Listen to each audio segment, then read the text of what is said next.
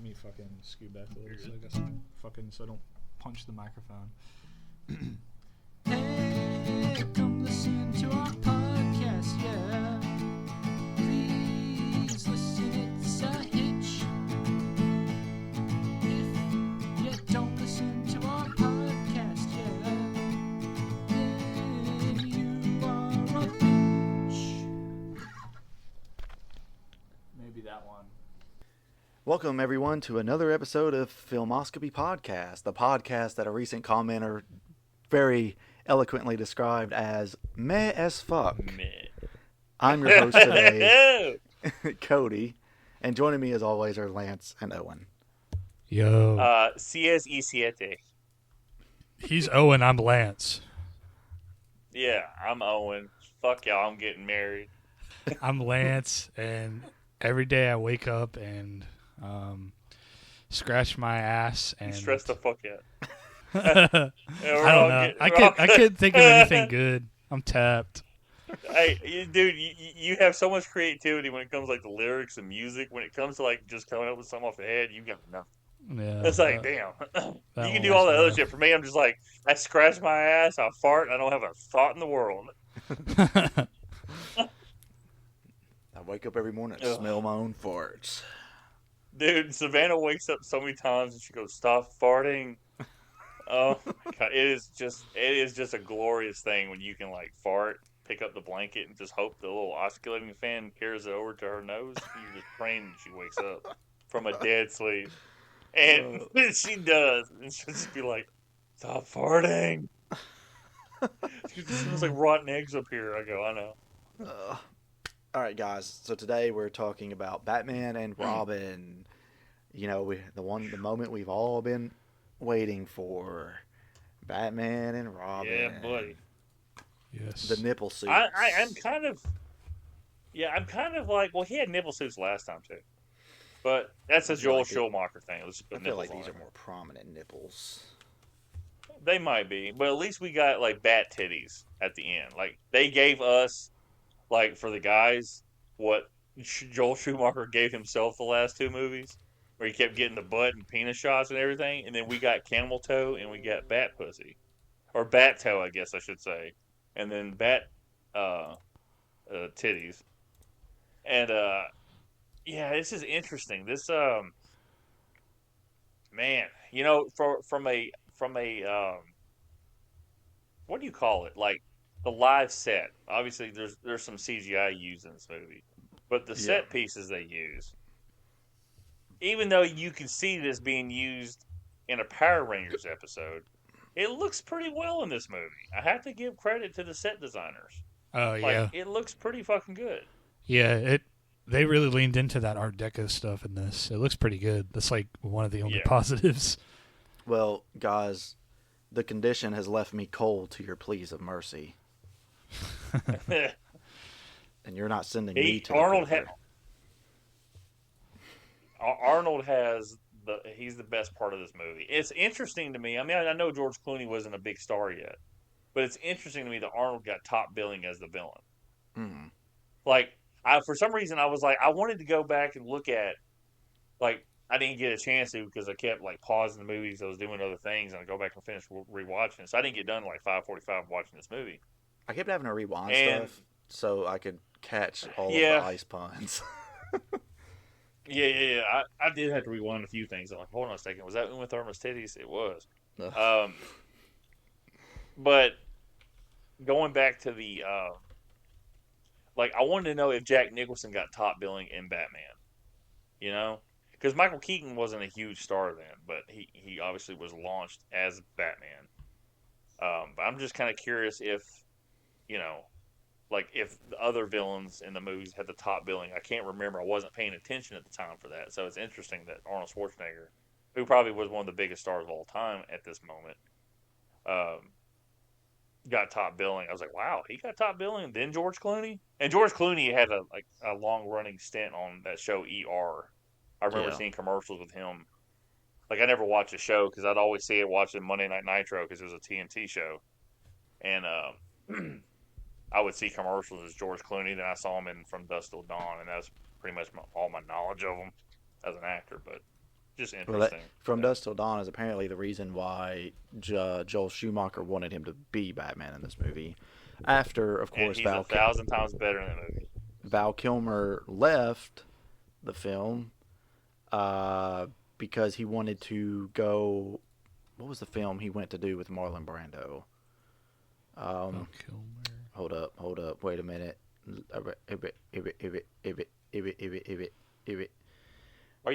Was he ever attached to this movie as Batman? Because I thought Schumacher never wanted to work with him again. Well, that's the thing is like the reports as to what exactly happened are a little iffy. Like Schumacher hated working with him in Batman Forever. Val Kilmer probably wasn't too keen on working with Schumacher again either. I believe we talked about it in our Batman Forever episode about how Val Kilmer just straight up just wouldn't talk to Schumacher for like 2 weeks. 2 weeks or something. Yeah, it was like 2 weeks, and it's like Yeah. a fucking child. But he left to go. He chose to do The Island of Dr. Moreau as opposed to doing this movie, and Schumacher ended up picking George Clooney to be the new Batman. Though he did briefly have interest in wanting William Baldwin to play Batman. There's not really a lot as far as like weird casting stuff like we talked about in the previous episodes. Like they wrote a script and there were a few actors being considered to play Mr. Freeze, including Ed Harris and Anthony Hopkins. But once they cast Arnold, what? I was gonna say that would have been very interesting to have Anthony Hopkins as Mr. Freeze. Yeah, he would have pulled it off. Well, see, like he wouldn't have been able to do the physical shit, but the emotional stuff he would have pulled off. That's the thing is like apparently Schumacher pictured his version of Mr. Freeze being like a big muscular person. Chill out. There wasn't that much depth though until really the end with that character. You know. No, yeah, it's very much he's just full of puns. Yeah, that's it. Well, they rewrote the Mr. Freeze parts to Right. fit Arnold Schwarzenegger's acting at that point. So it Yeah, been no, different like if Anthony Hopkins would have been cast as this, it would have been an entirely different situation with Mr. Freeze. You wouldn't have had Anthony Hopkins going, "What killed the dinosaurs?" Well, actually, and he's like, yeah. As far as Poison Ivy goes, of course, Uma Thurman plays Poison Ivy. She wants to dance like Uma Thurman. And apparently, she looked fantastic in this movie. I don't like her face that much. Overall. You know, you get fucked, man. Her face is better now. It's funny because like she looks kind of like she really pulls off the frumpy girl looking when she's like the little scientist lady, and then she can look pretty good when she's all in her outfit. She kind of reminds me of Sensational Sherry from the WWF, the manager. She'd always have like weird like fucking face makeup, and obviously she was like vicious and always setting people up for Randy Savage or whoever she was managing at the time.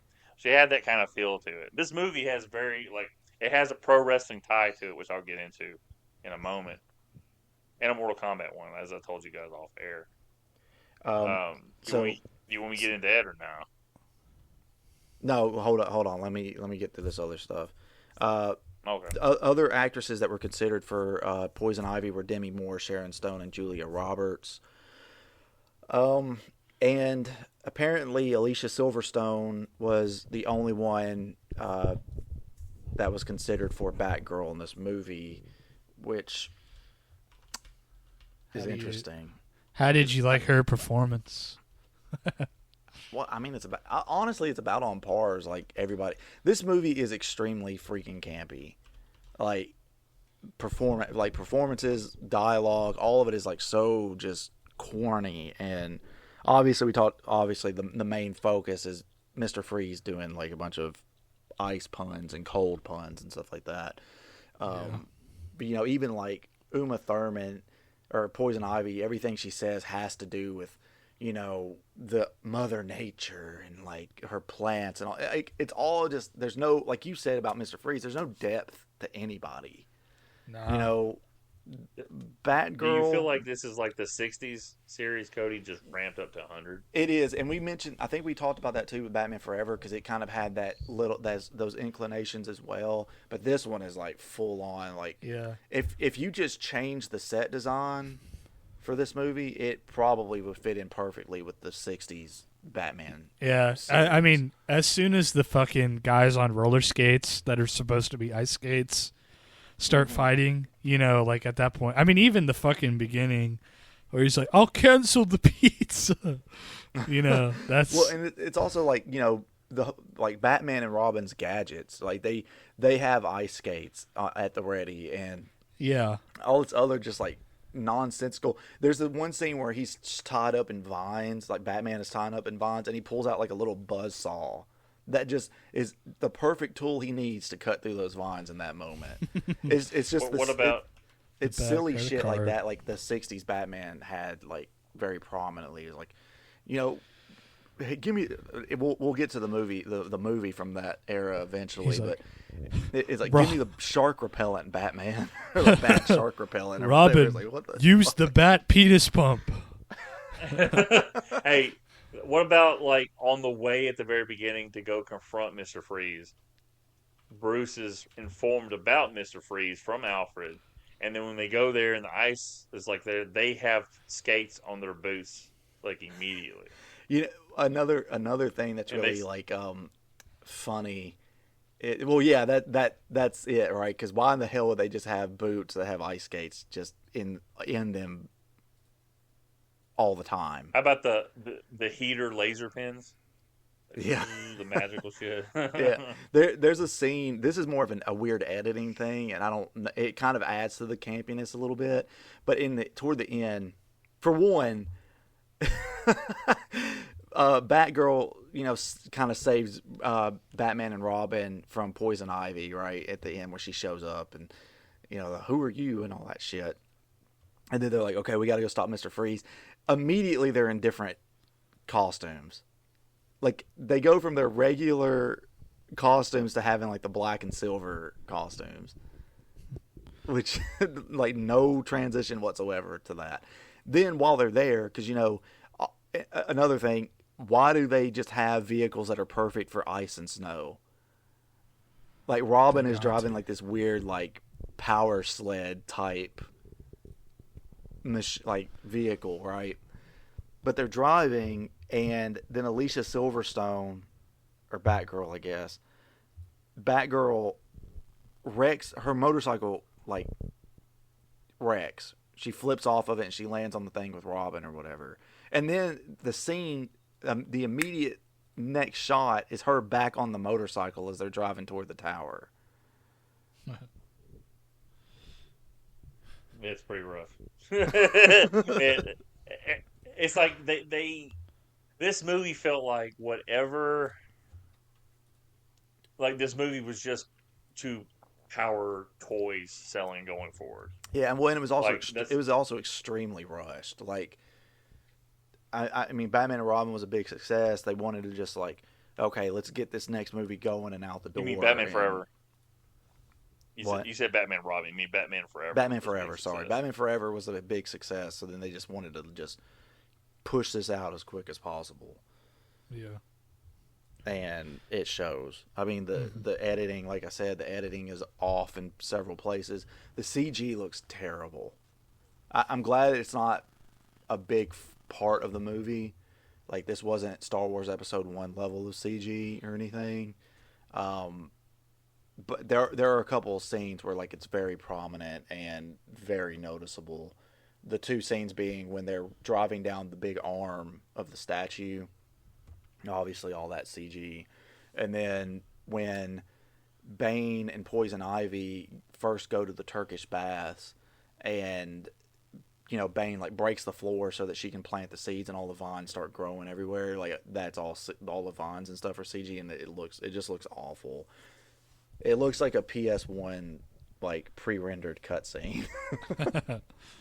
How when she pushes him into the little pond that she has in her little lair, and he's acting like he's struggling with the vines, and it's very obvious he's just like swimming around, fucking around, and then he jumps up, and then there's a shot of him getting quote unquote pulled back down into the pool. But it's just and the looks same like it's shot just reversed. Yeah, I and noticed sped that. up, and it's like, what the fuck?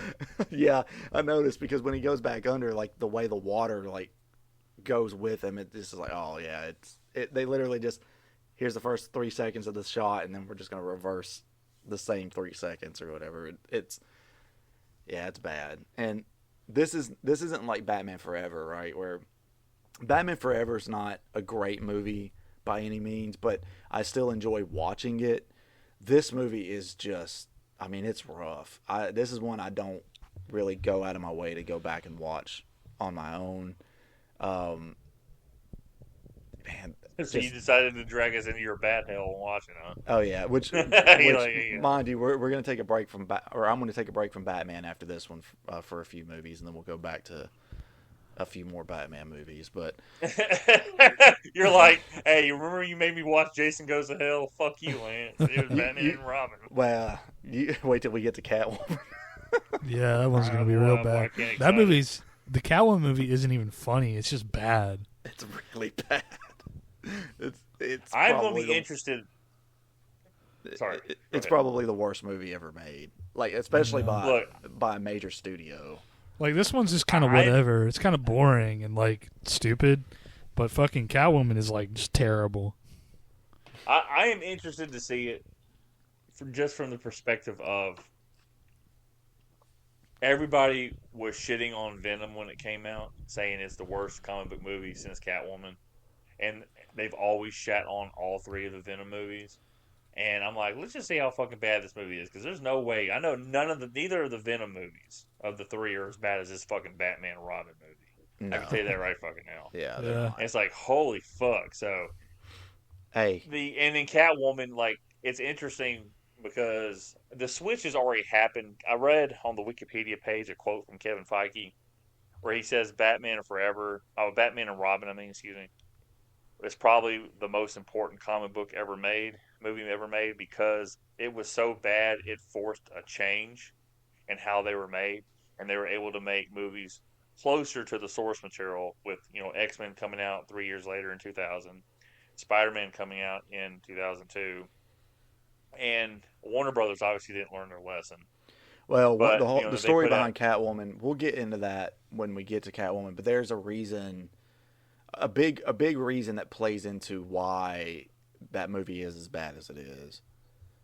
Well, I'm sure there is. I'm interested. I don't want to spoil anything right now, but that movie comes out like almost a full calendar year before Batman Begins comes out, and Batman Begins kicks everything off, like from just a whole perspective. Because by the time Batman Begins comes out, we already had Spider-Man 2, and obviously Spider-Man 3 comes around and it sucks ass. And Spider-Man 3 kind of feels like the Batman and Forever, the Raimi trilogy. Like, it was kind of rushed. They forced too many characters in there and all that shit. It's not as bad as this, obviously. It's not an apples to apples comparison. Yeah. But it's just, I'm just interested in seeing. Yeah. Because Batman Begins didn't do a lot of business. It only made like $250 million or some shit. Mm-hmm.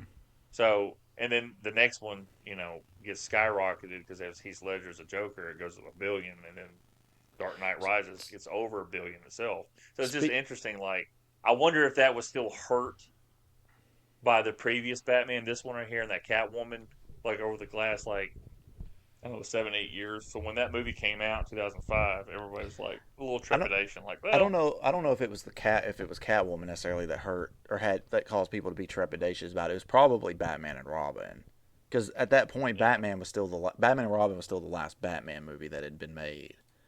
So, and you had several years of people to sit on that and be like, "Oh, this isn't good. Like, there's no way Batman Begins will be good. Whatever."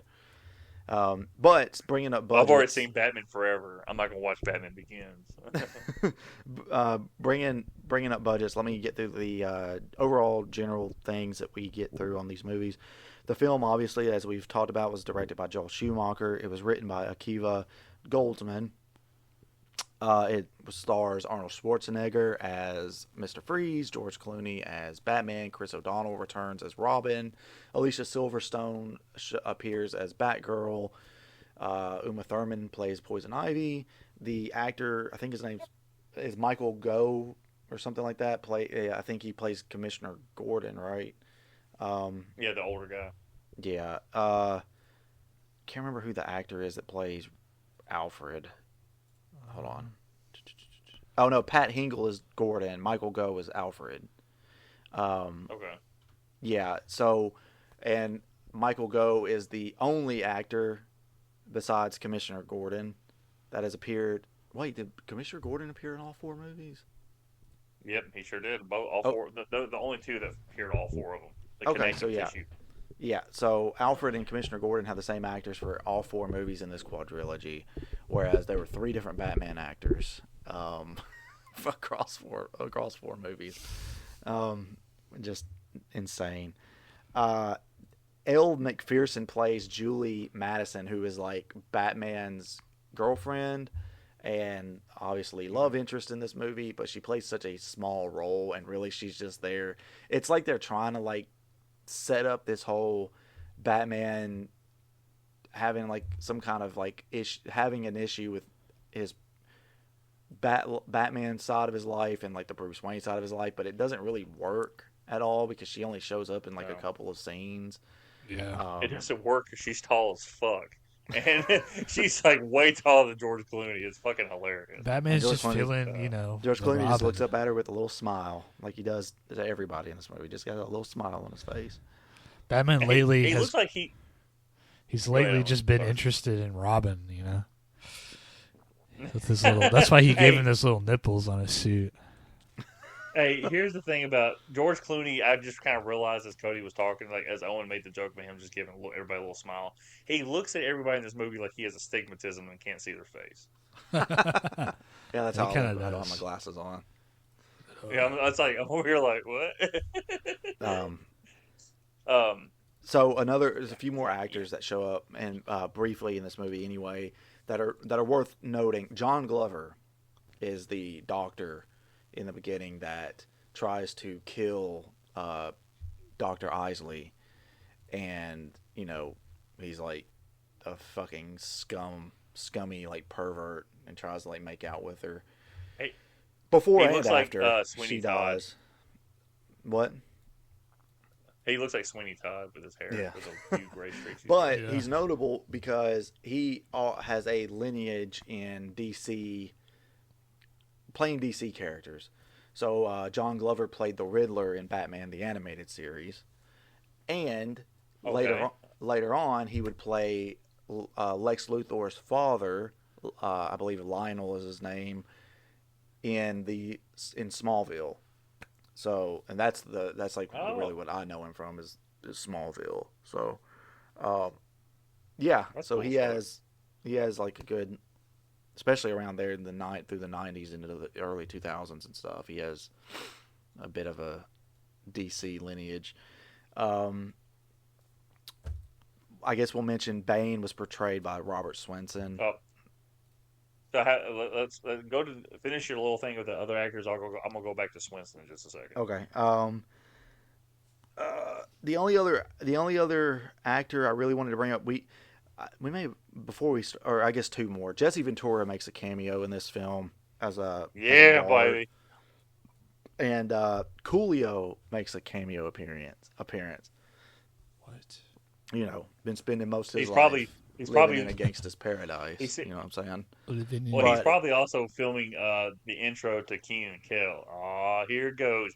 It's a fucking great song. Living in Gotham paradise. Coolio was apparently supposed to be Jonathan Crane in this film, and he was supposedly going to come back in the 5th film as Scarecrow.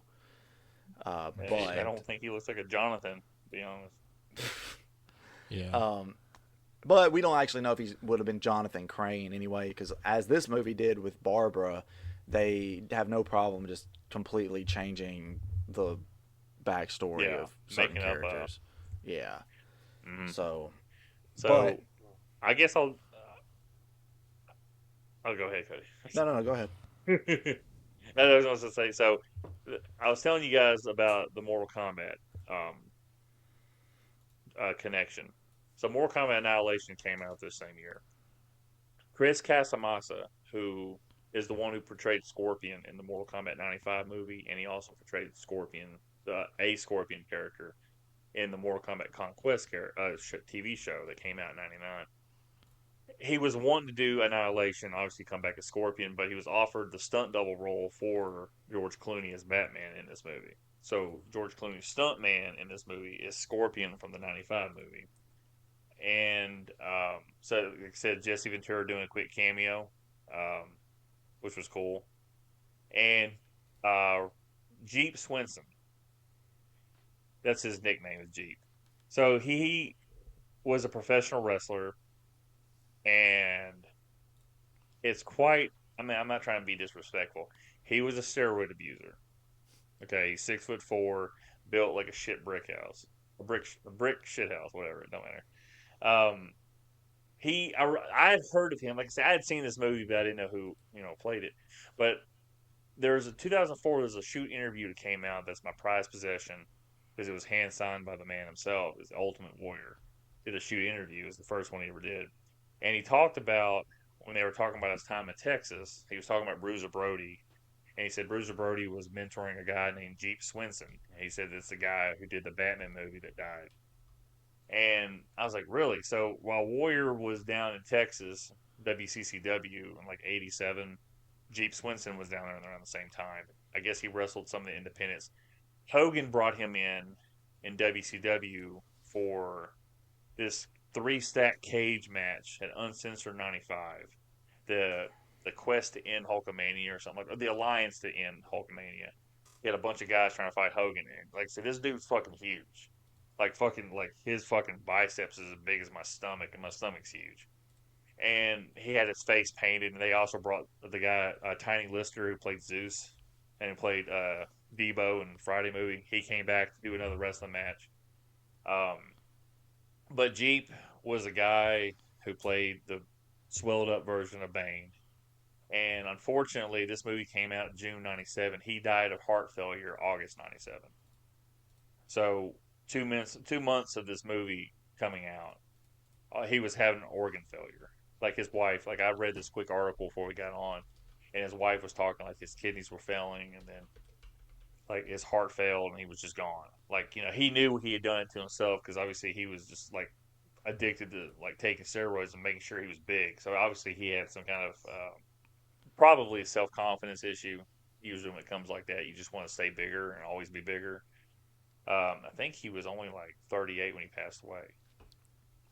Let me double check that. I don't want to see misquote, but I find it because Arnold Schwarzenegger has always been like very gracious and on any set he's ever been on, and I can't imagine Jeep Swenson wasn't a huge Arnold Schwarzenegger fan in the world of bodybuilding since he was around the same age as Warrior. Let me see here. Let me double check how old he was. Okay, so excuse me. He was just 4. He had turned 40 that year, so he was 40 years old, and yeah, so he probably was a big Arnold Schwarzenegger fan. So it probably was a big thrill for him to work on set with Arnold and have some scenes with Arnold and shit like that. But yeah, rest in peace to that guy. But yeah, it's interesting. Like I said, I never watched him wrestle. I just thought it was a really interesting factoid from 20 years ago. I had heard his name after I had seen this movie like 8 years before that. And I was like, oh, okay, well, let me look this up. And sure enough, he was a professional wrestler. And it's funny because when he picks up Robin and he has that his hands, he's doing that choke thing they do in wrestling, Cody. I'm sure you recognize it, where you had him by both hands holding him up. Like, that's the scene where they always have somebody come in the back and hit the big guy, and he drops the dude and turns around and looks at him. So that was a wrestling spot, and I thought it was funny when Batman ripped the pipe off and just smacked him in the head, the big boonk, and he just fell over into boxes. And like, I don't feel like Bane would be smacked that easy, but whatever. So but yeah, so that's Jeep Swenson's unfortunate end to his life. Just 2 months after this movie comes out, he's gone. What killed the dinosaurs, guys? Well, I say the scientists seem to think that it was.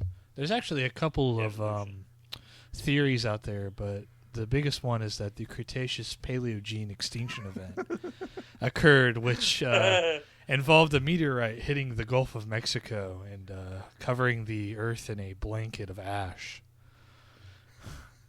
But That's the most prominent one.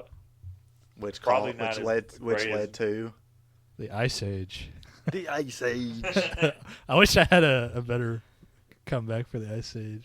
Could fucking get some sciencey mumbo jumbo about fucking what age it was.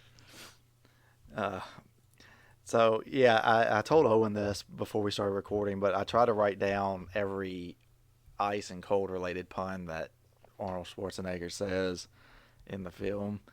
Yeah, so I've still got quite a few to try and get through at some point if I can.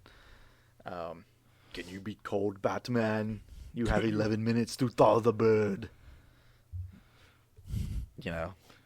You're cold. You make Stay my cool. balls shrivel. Stay cool, bird boy. I like how when he goes, "What will you do? Chase me or save the boy? You only have 11 minutes." And then he freezes the hole in the wall so he can't like come after him. And he like wipes it down and waves like so you can see him. Yeah, another one. It's a small little thing. Can you feel it coming? The ice cold of space. At 30,000 feet, your heart will freeze and beat no more. Once you are frozen, your icy tomb will plummet back to Earth. Freeze well. Man, Oh, yeah, it's like it's very heavy-handed in the beginning of the movie. Like there's less and less of it like as the film goes on, but like in that first opening encounter, after getting like crotch and butt shots of Batman and Robin, like almost everything Mr. Freeze says is some sort of pun. Adam and evil. My passion thaws for my bride alone. It's all about cooling, chilling, freezing, and thawing. Batman. Pheromone dust meant to warm the hearts of men doesn't work on the cold-hearted. I don't know where my accent is going. Cold-hearted. It doesn't work on the cold-hearted. The interesting thing about it is it had already run its course and they done switched over to like the Superman series at this point. But you had the Batman animated series that did a phenomenal job with Mr. Freeze's character. Like it just absolutely great. And there's a little bit of touch of it at the very end of this movie. Where obviously he's trying to save his wife and stuff like that. You see a little bit of emotion. Like the only emotion you see in this movie is Arnold going, nah. Yeah. And it's like there was a better source material you could have went with other than your puns. Like, because that Mr. Freeze is like fucking tragic as shit in the Batman animated series, and it's like he kind of went like again full ham and fisted. Like Arnold doesn't regret doing this movie, and I don't think it hurt his career.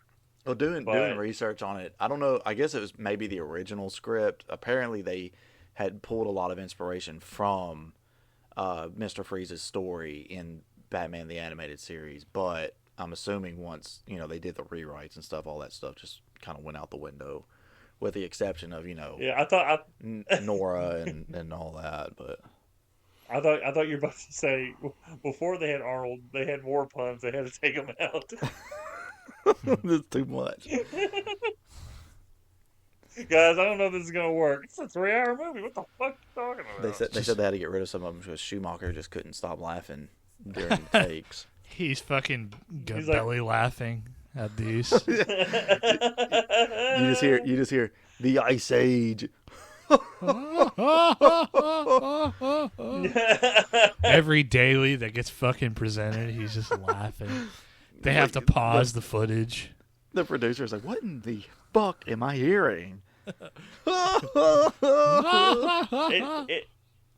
It sounds like Titus. It sounds like Titus or whatever.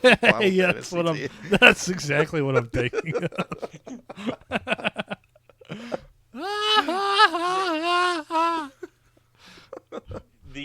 I gotta say real quick, the best scene of this movie, from a visual perspective, is when Poison Ivy gets resurrected. The way she just looks is like, holy shit. Like you can kill Bill. John Glover thought so too. Do what? So John Glover's character thought so too. Yeah, I know. I was like, holy shit! But you only see her like dressed like that one fucking time. I was like, damn it. I want to know, how does Poison Ivy know what she's made of when she just resurrected? My blood is Dude, it's all replaced with exposition. chlorophyll. You don't know? You don't just automatically know? You know, the concept. Yeah, I don't even know what my blood type is. Yeah. She knows that it's a completely different substance. Does she even really use, like, her, like, fucking, you know, plant powers? All she does is, like, seduce guys. No, she does. Well, yeah, There's a couple times she uses the vines and stuff. Yeah. But it's kind of hard, I think, from, like, when you have Arnold dominating the screen with puns and be like, hey, let's do something creative with her powers. Nah, fuck that. Just pump her titties up a little bit more. You know, speaking of Arnold again, Owen, before we started recording, you had asked, like, because we were kind of making fun of Arnold, just like, Yeah. there's a scene in here where they're talking about, you know, conveniently Bruce Wayne has obtained security footage that has apparently been filmed like a drama where it shows like how Mr. Freeze became Mr. Freeze. And when he gets thrown off the balcony, he's just like, ah! No. Hey, how about when he gets the first person point of view camera of Poison Ivy admitting to killing his wife? Yeah. And it's like, you guys, this is fucking you. It's the scene same. you Yeah, shot for it's just the shot they used for the fucking film. You know, it reminded me of this this moment from one of the Treehouse of Horrors. You didn't know that Batman and Robin Sorry, was a mockumentary? It seemed that way. Everybody's got this first person, like these weird ass camera views. But there's a scene in, can't remember which Treehouse of Horror it was, but it's when they make the house is like been futurized and it's just a giant robot in the as the Simpsons house. Mm-hmm. I think it's Pierce Brosnan's voice or whoever, and he's Brosnan? like falling in love with. Yeah, I think that's who it is. He's falling in love with Marge, and Homer is like he's like talking. There's like, what about Marge? And Homer's just drunk as being stupid and shit like that. And he goes, you know. Said something about like she could never love any man or machine like she does me, and he walks off. And you hear Bronson's voice goes, machine, huh? And then Homer comes back and sticks his eyeball on the camera, and goes, yeah, machine. So it reminds me when she's like, when I pulled the plug on Mrs. Freeze, it's like, oh god, like that's pretty specific. Look how that like Scary Movie 3 when she goes to the tower and George Carlin has all those surveillance cameras of her in her mirror, like she's picking her nose, waxing her eyebrows, and shaving her legs and shit. She goes, "It's a really cold winter," and it's like, yeah, that's what that scene kind of felt like. So let's talk about the costumes.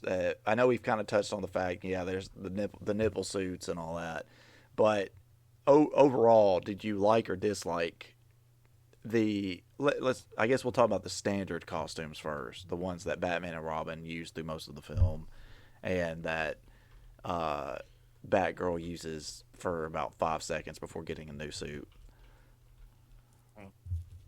Maybe just kind of it wasn't memorable. I really can't remember it, man. I didn't like them. That's the weird part. I read on the Wikipedia page that the suits they used for the quote-unquote third act, which is like 10 minutes, is just a repurposed Val Kilmer suit for George Clooney. Like, they took the suit from the previous movie and repurposed it. I thought those looked cool with the kind of gray, like, eye part. Just a little different. I remember seeing different toys at the time for all these different bat suits.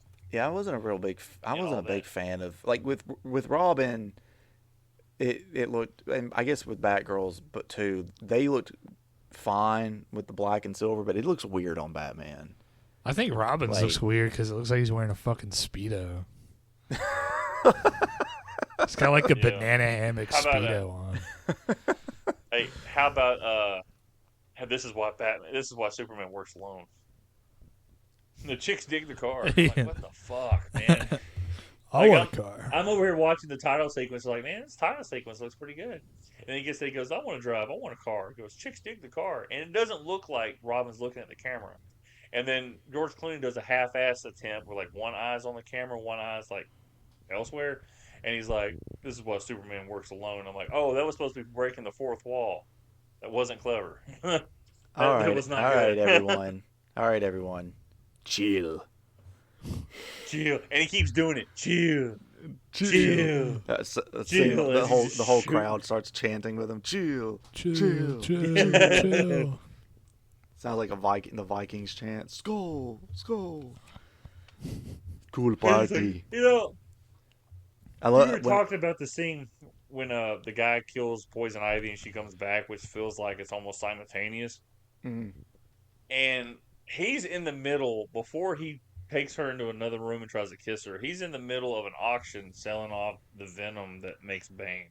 Yeah. He goes, it's going to start off with, I can't remember the money. And then he walks off with her. I'm like, then after all that's done, it goes on for like 4 or 5 minutes. He goes, it starts off with $1 million or some shit like that. I'm like, oh yeah, there's supposed to be an auction, and those people are those guys didn't make any fucking noise. They had to been like the most awesome like extra job to ever be. Like, yeah, he's Saddam Hussein, you know, or some shit like that. That's Fidel Castro.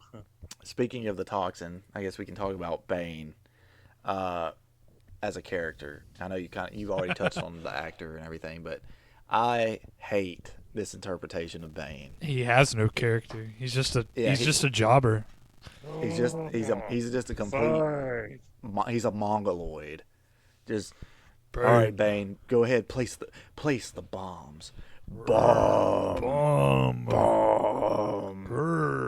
He's Frankenstein. Fucking Frankenstein monster.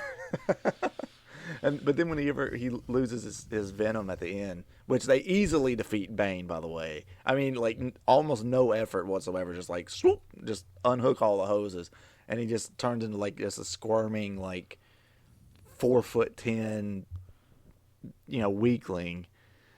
It's just, I get like, obviously they went for camp in this movie, so whatever, but.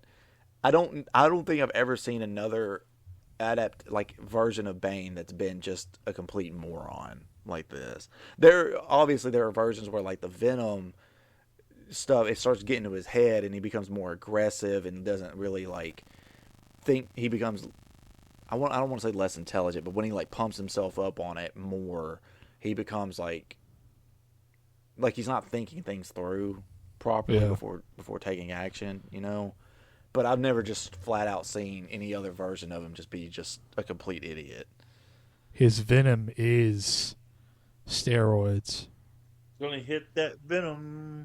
Venom.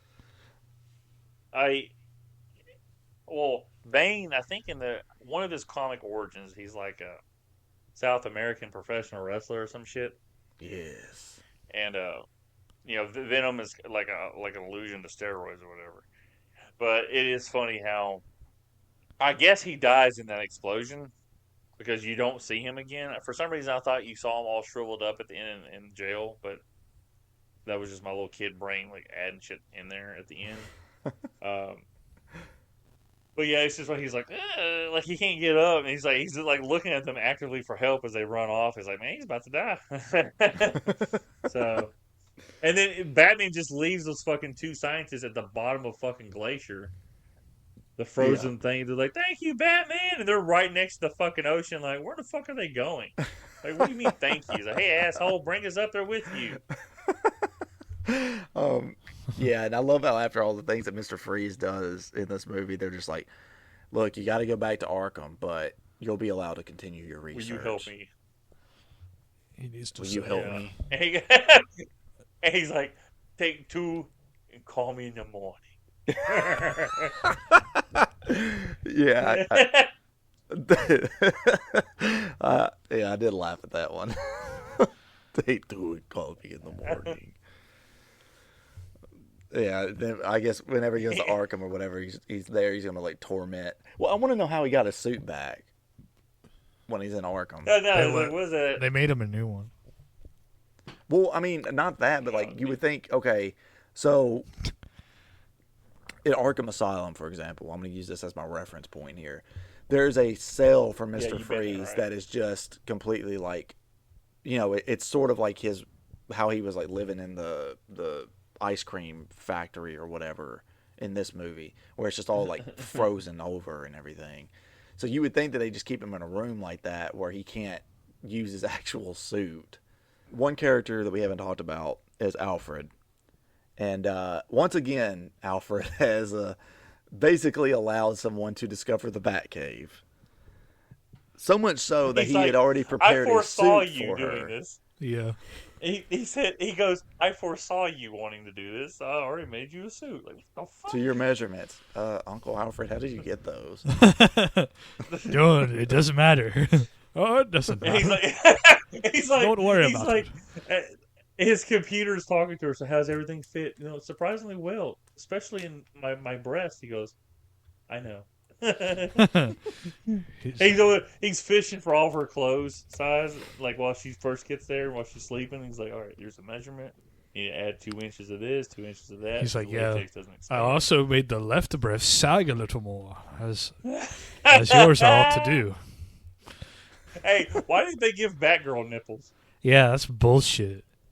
That's the worst part of this movie. Big ass areolas, like the fucking the fucking pepperoni slices, pancake, or the salami slices. It's the highbrow. This is the highbrow content that people tune in for. So something. Just going back to the suit, right? Okay. Yeah. So he's like, I foresaw this, so I went ahead and made a suit for you. He's basically been on death's door the entire time. Yeah. So he took the time to make her a suit, not just one suit, but 2 suits, because let's not forget that she also has her own, silver version at the end. Yeah. Again, after wearing her original suit for a whole 5 minutes, if that, on screen. I don't even think it was 5 minutes. It probably was more like 2 minutes of screen time in that suit, and then she's in a new one. Hey, what did they call the sickness Alfred and McGregor syndrome? Freeze's wife. I thought it was MacGyver syndrome. They just start building shit out of weapons out of like paper clips. It's chronic. It's a chronic condition. You can't stop building things. Hey, we gotta get out of this room. Okay, and we'll make this little knot out of this bed sheet. We're gonna climb down the window. The door's open. Whatever you do, do not leave paper clips and twine out. He will use them. No, it's McGregor syndrome. And how convenient that the enemy they're fighting it. I don't think so. I think it's something they probably just made up, but I can check. But I was going to say how convenient it is that the villain that they're fighting just happens to be working on a cure for it because his wife also has it. Mm-hmm. This movie, the only way, and I don't mean this being disrespectful, the only way someone could like this movie is if they had nostalgia for this movie. I don't think there's any way you could look at this movie and go, yeah, this is a good comic book movie. Or this is a good movie. There's just no fucking way, man. I would rather watch Mortal Kombat Annihilation over this bullshit. And Annihilation is not a great movie. And then I opened it, no one was there. Oh boy, there's the ghost in the house. Your house is haunted. Gulp. Just for reference to everyone listening in the future, this is being recorded on November 1st, 2025. That's horrifying. So, real quick on the Batman thing. Do you think, I want to see how long the guy who played Alfred was alive. I don't know if he passed away shortly after this. I wonder, R.I.P. Jake Swenson, Alfred. Michael Alfred. So he died in 2011. Yeah, so I was just curious, what did damn, he was almost 100 years old. Holy shit. Oh, he's 94. Damn. Yeah, I mean, shit, well, that's almost 100. You weren't wrong, Cody. Cody's like, oh, never mind, 94. That is pretty cool, though. He lived that long. He had 4 wives that he was slinging around, you know what I'm saying? So he retired in 99. Oh, so he was in Sleepy Hollow, Cody. Oh, I don't remember him in that movie. It's been a long time since I've seen it. He also voiced Elder Goochnick in Corpse Bride and the dodo in Alice in Wonderland. Oh, the dodo. Not a Interesting. memorable character, but yeah. And he died a year later too. It was crazy. So there's not really a lot of plot to go over with this movie. It's very simple. It's very simple. You know, it's more just there's villains in Gotham. Batman and Robin need to stop them. Alfred's sick with McGregor syndrome, which is I looked it up. It is a fictional illness. His niece comes. What about MacGyver syndrome? Is it a real thing? His niece comes to visit, who comes from London, but she has an American accent. I don't remember. Yeah. I don't remember if they explain that in the movie. No, she got kicked out of Oxford. It was like, she sounds American. What the fuck are we doing? Yeah, and like there's like some tension, some artificial tension between. Well, I guess it's not artificial. There's some tension between Batman and Robin anyway, because like Batman doesn't trust Robin to make his own decisions. And really, it is a sexual tension too. Mm-hmm. Yes, of course. And like Poison Ivy wants Batman, the other chick wants Batman, and he's like, I just want Robin, and he's like, I want these what?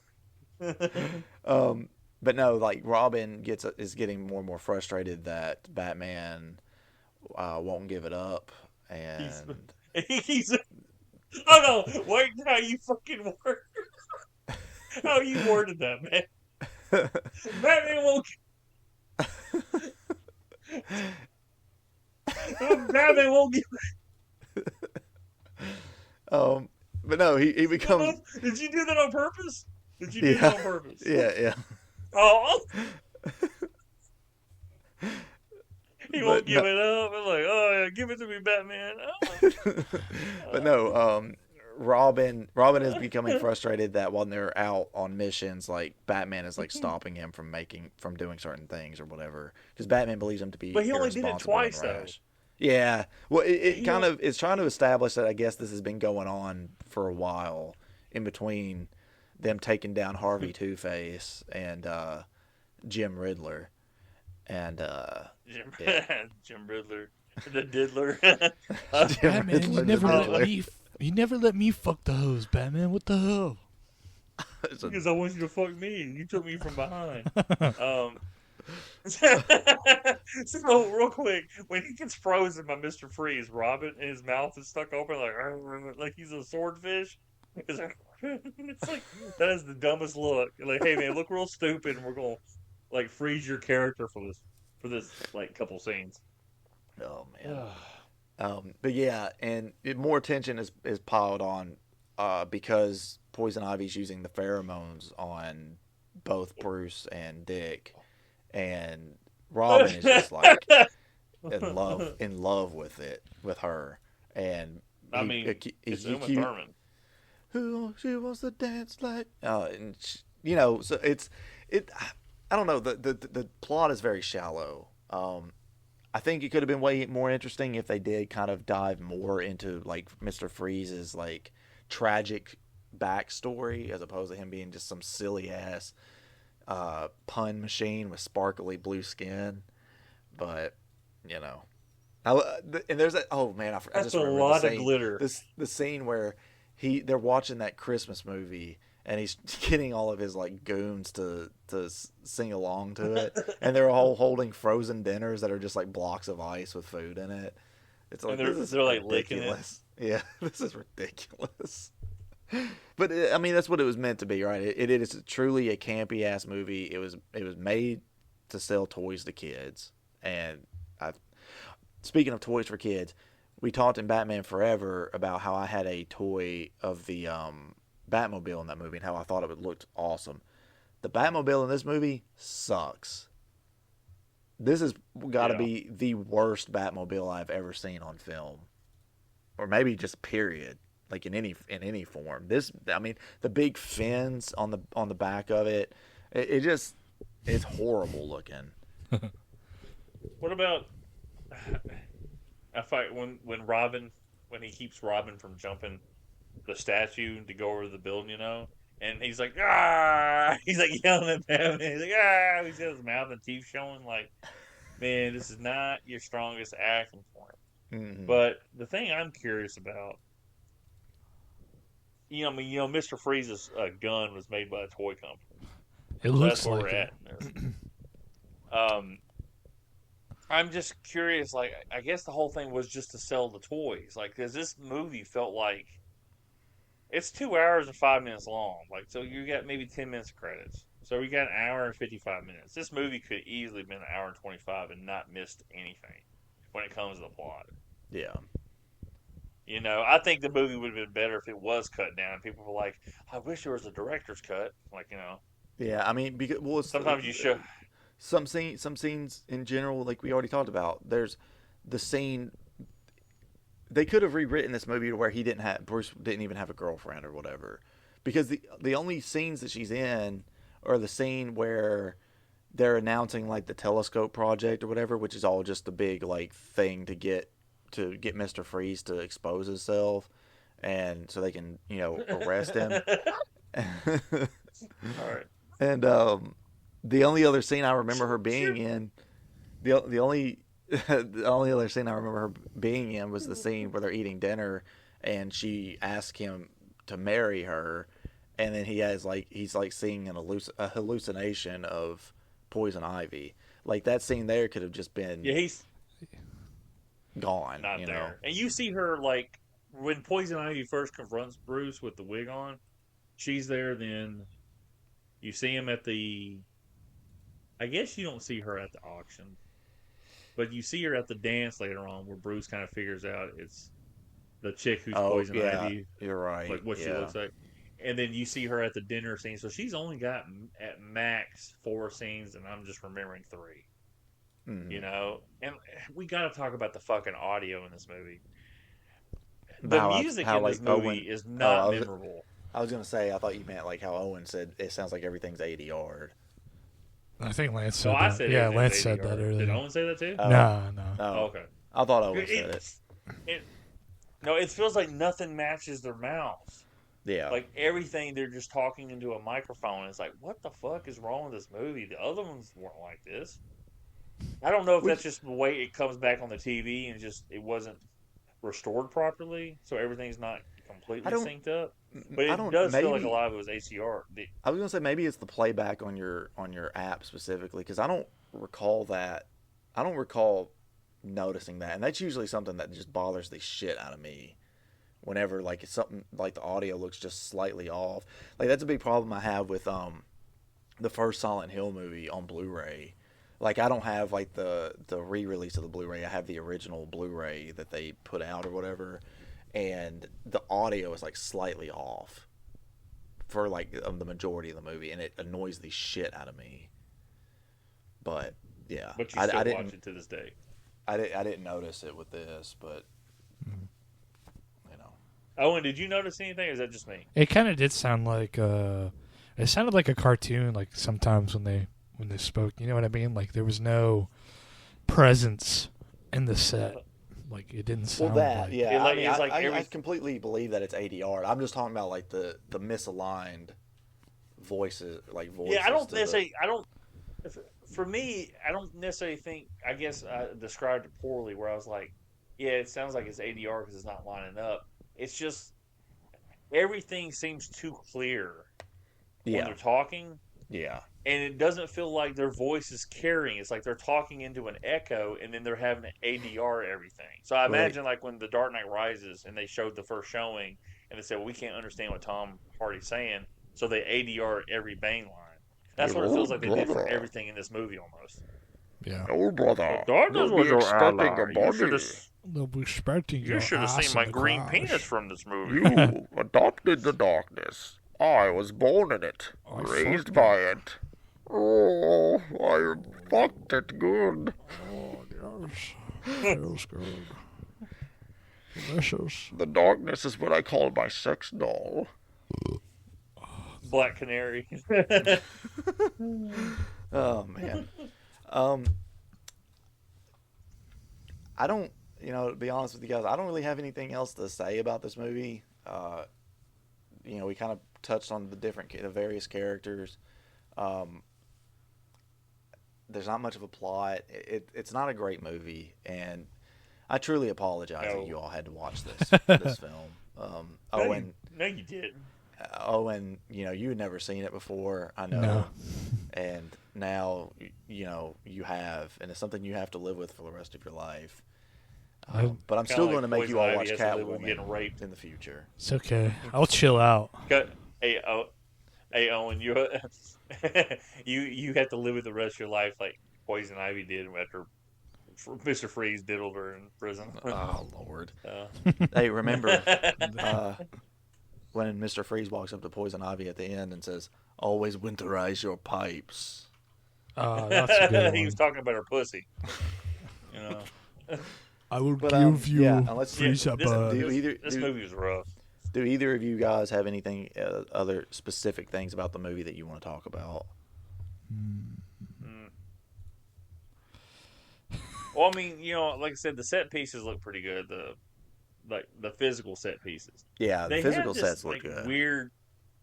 They have this weird, I don't know if it's the same building. I noticed it in the last movie, Batman Forever. There's this building with this gold figure holding something. That's the observatory. And then you see something. Okay, so you see something similar to that in this movie. I don't think it's the same building, but you obviously tell it's CGI. Yeah, it's very much CGI. But yeah, in this movie it was the observatory. I don't know about Batman Forever. It could have been just a background piece or something, maybe in some of the city shots, and then in this one they're like, oh, let's actually do something with this, but. Because I don't remember it actually being a building that you go inside of in the last movie. How about the glow in the dark gang? It looked like they were painted up like Jeff Hardy. They looked cool. Too bad they were. I thought that for looked 10 seconds. I know. I'm like, man, that's a lot of fucking glow in the dark paint just to have this 10-second scene. They were badass. Yeah. You could have used them before. But wasn't that the same gang from Batman Forever? Remember when Robin goes off and he pretends like he's Batman and he's fighting with that gang or whatever? Isn't it the same thing? I don't think that the neon stuff was as prominent and all that, but I think it's supposed to be the same people. It could be. Yeah, I do remember there's some weird glow in the dark scene where he's fighting people and they're like, Batman always kisses the girl or whatever the fuck that scene was. Batman always has sex with the bad guy's talking to Robin. Come here, girl. He's like, hey, yo, Batman, you always kiss the girl. And when you kiss the girl. Yo, Batman, give us a flip. Kiss the girl. Yeah. Batman always has premarital sex.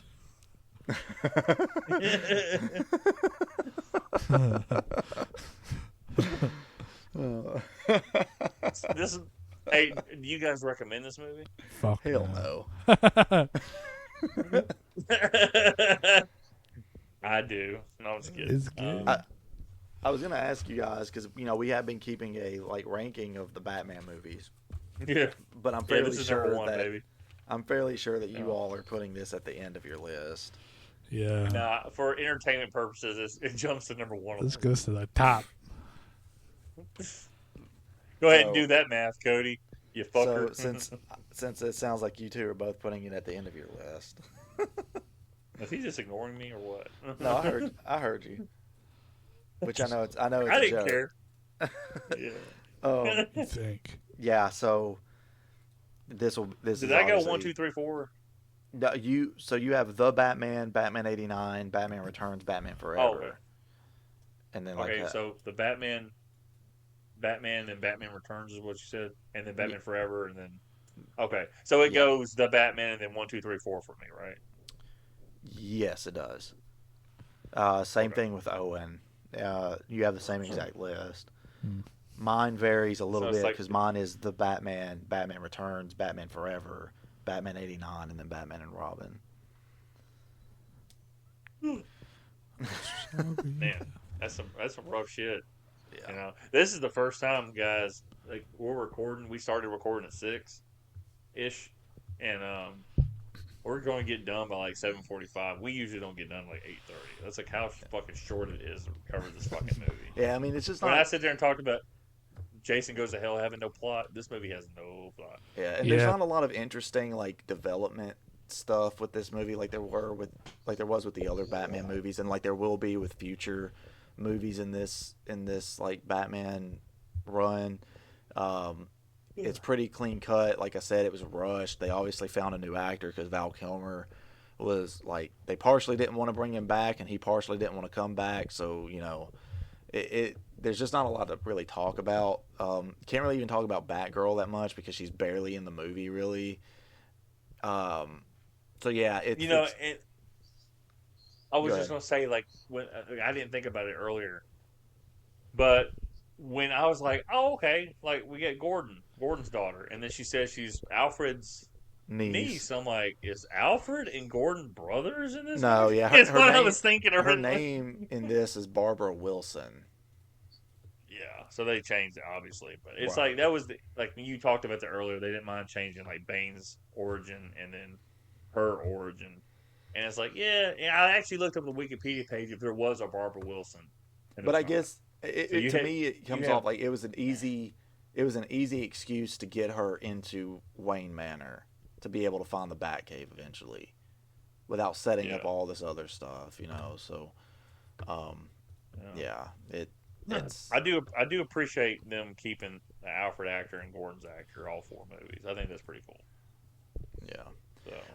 So in the future, whenever we come back to the Batman movies, when we get to Catwoman, there'll be a lot of development talk with that movie.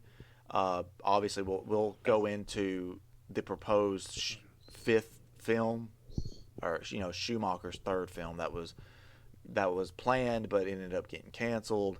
And then there was another movie that they were trying to make that ended up being canceled, and then eventually it led to Catwoman being made.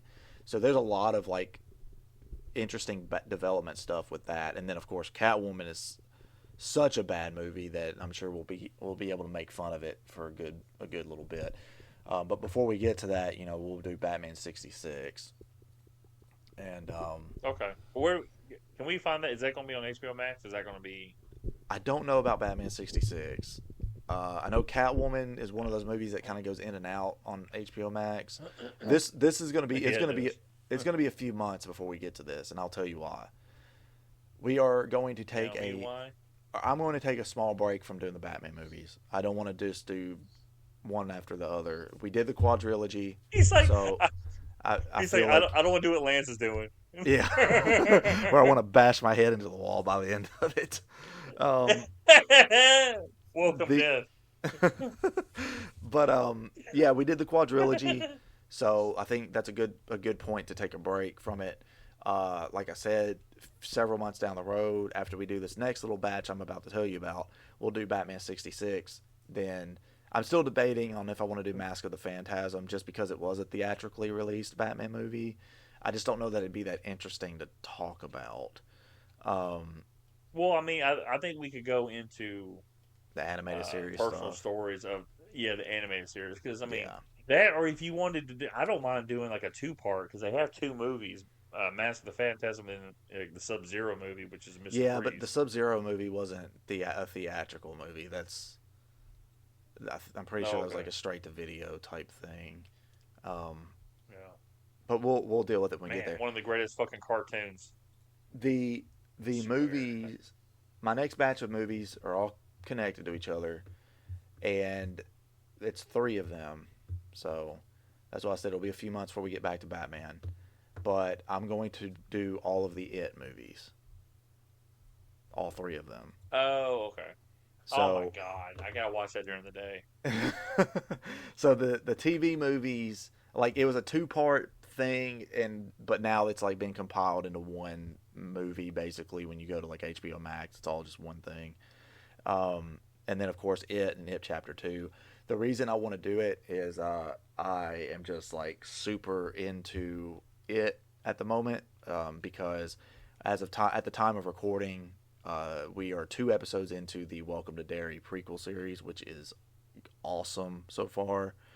And yeah, so I'm going to start. I'm almost finished reading Haunting of Hill House, and then I'm going to jump into reading It. So I should be able to, by the time we get to doing the first one, I want to really go into detail and depth and all that stuff, and like compare the book to the movies and all that sort of stuff. So, but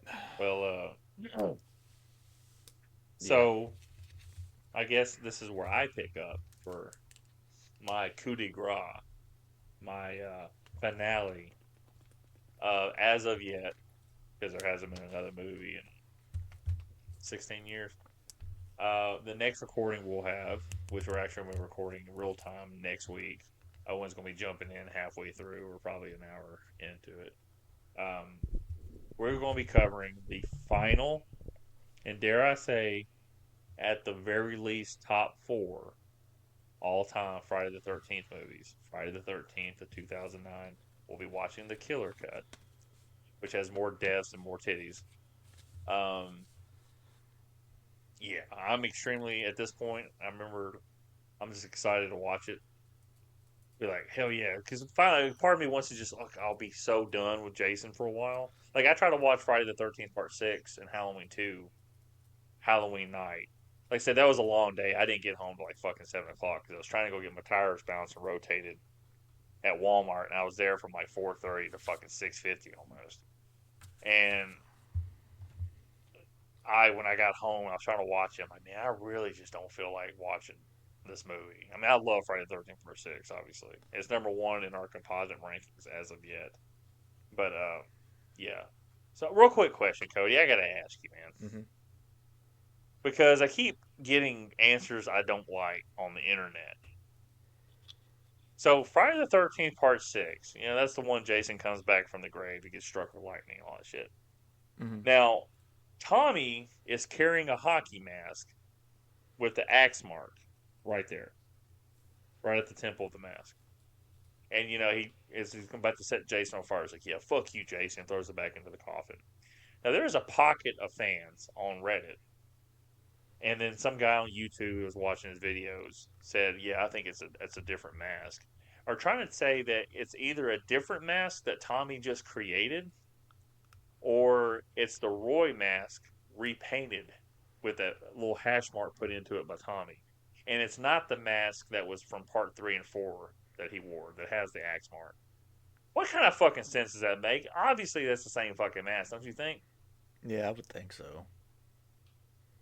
Yeah, I mean, like, why would he look at a mask that he created and, yeah, fuck you, Jason, and burn it? Like, that would have no emotional connection to Jason at that point. Yeah. Like, it has to be Jason's mask. But, yeah, I was like, I always just assume that you have people like, yeah, there's no way Tommy would have grabbed the fucking mask. It doesn't make any sense in part 4. I'm like, Jason just got brought back to life after being dead for 6 years, being struck by lightning, after having half his head almost completely split in two. And you're going to sit there and say Tommy just swiping the mask before the cops show up is out of the realm of possibility? Anyway. Yeah, so we're going to be doing Friday the 13th, 2009 cut. We will have another guest host, the same one you heard the last time, Alex from I'll Take 3. Owen. 3 what? Okay. Alex will be on the show, and we'll be discussing, I guess, our favorite and least favorite moments of the entire franchise with that episode. I want it to be kind of like a grandiose episode where everything that we need to say about the franchise, everything we wanted to say at this point, since we will never be revisiting it, because let me tell you, there's going to be no movie coming out for a very fucking long time. And, yeah, so Friday the 13th, 2009. We do get the Crystal Lake series that's hopefully coming out next year. So that will be interesting to see if it's worth a shit. Yeah. So after my movie, Owen, what will be your movie? Do you know yet? No. What did we just do? Oh, we did RoboCop. Yeah, we did RoboCop. Okay. Yeah, I was like, then, yeah, like for like another week. Like we haven't recorded in like 2 weeks or 3 weeks, and like every once in a while at work, I'll be no. I'll do the RoboCop thing, and I'll carry on longer than I actually remember the song. I'm like, I don't know if that just must be my fucking memory. Dun dun dun dun dun dun. So after Owen's mystery movie, we'll be doing It 1990. The same year the Ultimate Warrior won the World Heavyweight Championship at WrestleMania 6. Ultimate Warrior. He's ultimate. Ultimate Warrior. Well, if you made it this far, I feel like this episode, after Cody cuts all the inappropriate shit, this episode's gonna be like an hour and 5 minutes probably.